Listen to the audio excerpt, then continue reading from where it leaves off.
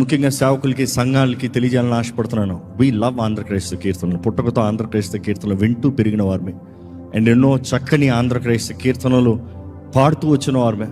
అందులో అనేక శాతం వాటిని రీప్రొడ్యూస్ చేసి ఈ న్యూ జనరేషన్కి అందించిన వారమే. ఇన్ఫ్యాక్ట్ లాక్డౌన్లో అధిక శాతం ఆంధ్రక్రైస్తవ కీర్తనలు పాడిన వారమే. సో ఆంధ్రక్రైస్తవ కీర్తనలు ఎప్పుడు మనం పాడుతూనే ఉంటాం. ఇన్ఫ్యాక్ట్ 740 అప్రాక్సిమేట్లీ 740 ఎంతో సారవంతమైనవి. బికాజ్ ఆంధ్రక్రైస్తవ కీర్తనలు ఒకప్పుడు చెప్పాలంటే ప్రతి ఒక్కరి చేతుల్లో బైబిల్తో పాటు ఆంధ్రక్రైస్తవ కీర్తనల పుస్తకం ఉంటుంది. సో ఆ రీతిగా ఆంధ్రక్రైస్తవ కీర్తనలు ప్రతి ఒక్కరి జీవితంలో ప్రభావితం చేసింది ఒక కీర్తనల పుస్తకంగా.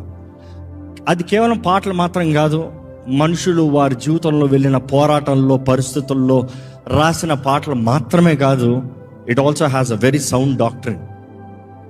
ఈ సృష్టి ప్రారంభం నుండి, నరజాతి విమోచన దగ్గర నుండి, క్రీస్తు చేసిన శిలువల కార్యం దగ్గర నుండి, ఆయన పునరుద్ధానం నుండి, ఆయన రాబోయే వార్త దగ్గర నుండి, ఇంకా it speaks about the entire the structure. And అది ఎంతో ఘనమైంది అనేది we always strongly believe and we like to emphasize.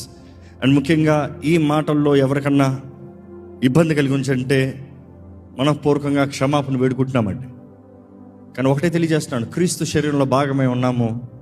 ప్రతి ఒక్కరిలో ఏదో ఒక లోపాలు కనబడచ్చు, కానీ చివరికి క్రీస్తు నామం మహింపరచబడాలన్న ఆశ. ఆమేన్. కానీ అది ఎంతోమందికి నేను ఉద్దేశించినది మిస్ఫైర్ అయింది. దాన్ని బట్టి మరలా బాధపడుతున్నానని తెలియజేస్తున్నాను. And I truly apologise for hurting anybody's feeling. We are all ministering one body, one Christ, one gospel. క్రీస్తు మనల్ని ప్రేమించి మన కొరకు ఈ లోకంలోకి వచ్చి తన ప్రాణాన్ని మన కొరకు అప్పచెప్పి మనల్ని విమోచించి ఆయన సొత్తుగా చేసుకుని ఆయన పునరుద్ధానుడై తిరిగి లేచి మరలా త్వరగా సిద్ధపడిన సంఘం కొరకు ఉద్దేశించున్నాడు. అదే బోధిస్తున్నాము. ఈరోజు మన ఆశ సిద్ధపడే సంఘం ఉండటం కొరకే.